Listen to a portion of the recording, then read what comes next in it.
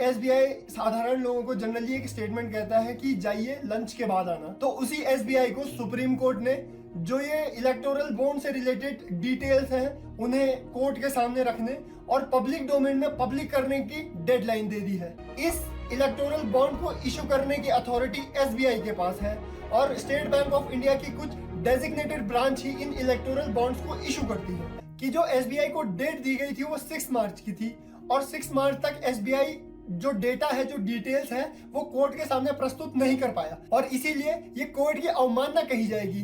So all details have now been submitted to the Election Commission. The EC is expected to go ahead and publish the data by Friday. Clearly, it was told to the State Bank of India that all data needs to be submitted by the end of the business working day today. State bank of India और electoral bond से related काफी सारी बातें news में गर्म हो गई है। हालांकि इलेक्टोरल बॉन्ड पिछले काफी महीनों से न्यूज में बना हुआ है, लेकिन इस बार ये जो एसबीआई और इलेक्टोरल बॉन्ड है ये न्यूज में इसलिए बने हुए हैं क्योंकि सुप्रीम कोर्ट द्वारा एसबीआई को काफी कड़ी फटकार लगाई गई है। जैसा कि हम सब लोग मजाक में भी कहते हैं कि एसबीआई साधारण लोगों को जनरली एक स्टेटमेंट कहता है कि जाइए लंच के बाद आना। तो उसी एसबीआई को सुप्रीम कोर्ट ने जो ये इलेक्टोरल बॉन्ड से रिलेटेड डिटेल्स हैं उन्हें कोर्ट के सामने रखने और पब्लिक डोमेन में पब्लिक करने की डेडलाइन दे दी है। आज की इस वीडियो का टॉपिक आखिर ये इलेक्टोरल बॉन्ड होता क्या है और ये कैसे इलेक्शन और पॉलिटिकल पार्टी से रिलेटेड है, ये सब कुछ जानना है। तो नमस्कार दोस्तों, मेरा नाम है अंशु त्रिपाठी और आप सभी लोगों का हमारे इस चैनल की एक और फ्रेश वीडियो में हार्दिक स्वागत करता हूँ, इस उम्मीद के साथ कि आप सभी लोग बहुत बढ़िया होंगे। तो अगर बेसिक से शुरू करें तो आखिर ये इलेक्टोरल बॉन्ड होता क्या है और ये कैसे इलेक्शन में एक इम्पॉर्टेंट रोल प्ले करता है, ये जानना हमारे लिए जरूरी है। तो बेसिकली अगर जनरली किसी व्यक्ति को या किसी एंटिटी को अपनी पसंदीदा पार्टी को चंदा डोनेशन देना हो तो हम कैसे देंगे, तो वो व्यक्ति कैसे देगा या फिर वो एंटिटी कैसे देगी। तो आप सीधे जाके उस पार्टी के बैंक अकाउंट में ये डोनेशन सबमिट नहीं कर सकते। तो इसीलिए एक व्यवस्था शुरू की गई जिसमें आप इलेक्टोरल बॉन्ड के थ्रू एक बैंकिंग प्रणाली को पास करते हुए, जो कि इलेक्शन कमीशन की निगरानी में होगा, उसके तहत आप अपनी मनपसंद पार्टी को डोनेशन दे सकते हैं, चंदा दे सकते हैं। अब ये कंप्लीट प्रोसीजर काम कैसे करता है, तो 2018 जनवरी में इलेक्टोरल बॉन्ड स्कीम शुरू की गई थी और इस बेयरर बॉन्ड को एज अ प्रोमिसरी नोट शुरू किया गया था। तो अब बात ये आती है कि बेयरर बॉन्ड किसे कहते हैं। तो बेयरर बॉन्ड एक ऐसा बॉन्ड जिसमें बायर और पेयर दोनों का नाम मेंशन नहीं होता। हालांकि बैंक के पास एक केवाईसी सर्टिफिकेट होता है जिसमें सारी इंफॉर्मेशन होती है, लेकिन इन बायर और पेयर का नाम रिवील नहीं किया जाता। ऐसी एक व्यवस्था बनाई गई, इसे बेयरर बॉन्ड कहा जाता है। जैसा कि मैंने आप लोगों को बताया कि कोई भी इंडिविजुअल, कोई भी एंटिटी, कोई भी बिजनेस कंपनी इन इलेक्टोरल बॉन्ड्स को खरीदकर अपनी पसंदीदा पॉलिटिकल पार्टीज को डोनेशन दे सकती है। इस इलेक्टोरल बॉन्ड को इशू करने की अथॉरिटी एसबीआई के पास है और स्टेट बैंक ऑफ इंडिया की कुछ डेजिग्नेटेड ब्रांच ही इन इलेक्टोरल बॉन्ड्स को इशू करती है। एसबीआई 1000, 10,000, लाख, 10 लाख और 1 करोड़ के इलेक्टोरल बॉन्ड्स को इशू करता है, जिन्हें केवल जनवरी, अप्रैल, जुलाई और अक्टूबर में 10 दिनों के लिए ही सेल किया जाता है। और अगर इलेक्टोरल बॉन्ड इशू होने के 15 दिन तक इन्हें रिडीम नहीं कराया गया तो ये इलेक्टोरल बॉन्ड का fund PM national care funds में जाके सबमिट करा दिया जाता है। और सबसे इंपॉर्टेंट बात, इन इलेक्टोरल बॉन्ड्स को खरीदने की कोई भी लिमिट्स नहीं होती है। अब इस इलेक्टोरल बॉन्ड स्कीम को इंट्रोड्यूस करने के पीछे एक बहुत बड़ा कारण था कि पॉलिटिकल पार्टीज के फंड्स में ट्रांसपेरेंसी आए। ये जो सारा ट्रांसफर था एक बैंकिंग सिस्टम के थ्रू, एक बैंकिंग चेन के थ्रू होना था, जिससे जो पॉलिटिकल पार्टीज को फंड मिलता है उसमें ट्रांसपेरेंसी आ सके। ये सिस्टम काम कुछ इस प्रकार किया कि जो भी पॉलिटिकल पार्टीज थी उन्हें अपनी बैंक डिटेल्स को डिस्क्लोज करना था इलेक्शन कमीशन ऑफ इंडिया के सामने, जिससे ट्रांसपेरेंसी क्रिएट हो सके और इसमें जो फंड ट्रांसफर हो वो कंप्लीट बैंकिंग चेन के थ्रू हो। और सबसे इंपॉर्टेंट बात, जो डोनर है, जो किसी पार्टी को डोनेशन देना चाहता है, उसकी आइडेंटिटी किसी भी कंट्रोवर्सी से सेफ हो।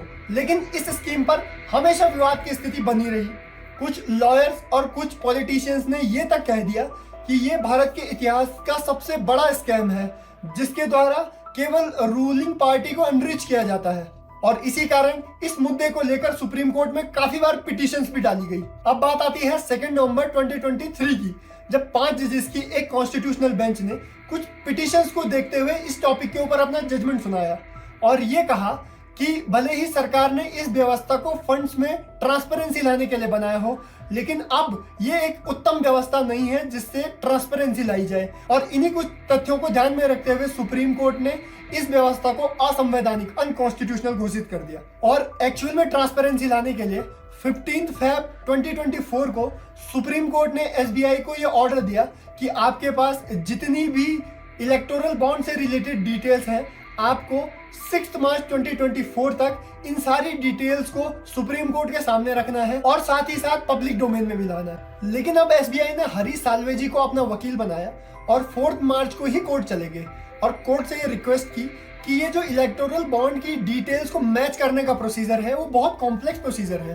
तो इसीलिए इन्हें कम से कम 30 जून तक की अवधि दी जाए कोर्ट में ये सारी डिटेल्स प्रस्तुत करने के लिए। तो कोर्ट ने इस पर विचार करने के लिए 11 मार्च की डेट लगी, लेकिन 11 मार्च को जो ऑपोजिशन के वकील हैं प्रशांत भूषण जी, उन्होंने कोर्ट के सामने एक बात कही। प्रशांत भूषण जी ने कहा कि जो एसबीआई को डेट दी गई थी वो 6 मार्च की थी और 6 मार्च तक एसबीआई जो डेटा है, जो डिटेल्स है, वो कोर्ट के सामने प्रस्तुत नहीं कर पाया और इसीलिए ये कोर्ट की अवमानना कही जाएगी और डिफेमेशन ऑफ कोर्ट या फिर कंटेम्प्ट ऑफ कोर्ट के तहत ये एक पनिशेबल ऑफेंस बन जाता है। और इसीलिए कोर्ट ने 11 मार्च को एसबीआई को फटकार लगाई और कहा कि आप लोगों के पास केवल 24 घंटे हैं और 12 मार्च को आपको ये सारी डिटेल कैसे भी करके कोर्ट के सामने रखनी है, क्योंकि कोर्ट का ऑर्डर था, एसबीआई को मानना पड़ा। और 12 तारीख मार्च को एसबीआई ने सारी डिटेल्स इलेक्टोरल बॉन्ड से रिलेटेड, किसने कितना चंदा किसको दिया है, ये सारी डिटेल्स कोर्ट के सामने रख दी और साथ ही साथ इलेक्शन कमीशन को भी शेयर कर दी। और इलेक्शन कमीशन ने एक दिन पहले 14 मार्च को ही ये सारी डिटेल पब्लिक कर दी। अगर आप इलेक्शन कमीशन की वेबसाइट पे जाएं तो आप देखेंगे कि 2 पार्ट में एसबीआई ने इलेक्शन कमीशन को ये डिटेल सबमिट की है।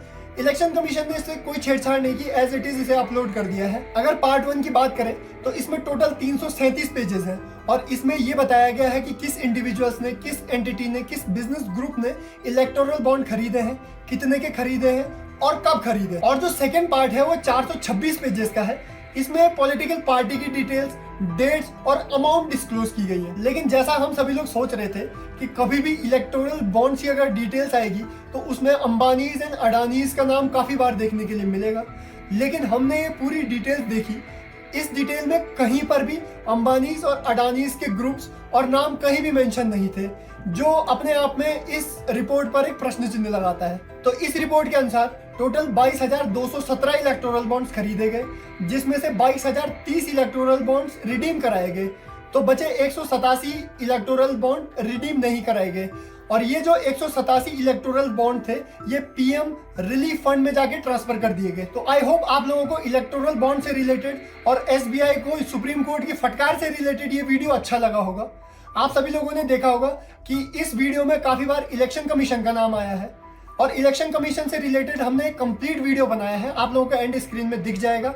आप लोग जाके इस वीडियो में इलेक्शन कमीशन से रिलेटेड कंप्लीट नॉलेज ले सकते हैं। उम्मीद करता हूं आपको ये कॉन्सेप्ट, ये वीडियो अच्छी लगी होगी। अगर आपको ये वीडियो अच्छी लगती है, अगर आपको ये कॉन्सेप्ट अच्छा लगता है तो इस वीडियो को ज्यादा से ज्यादा शेयर कीजिए, लाइक कीजिए और हमारे चैनल को सब्सक्राइब कीजिए।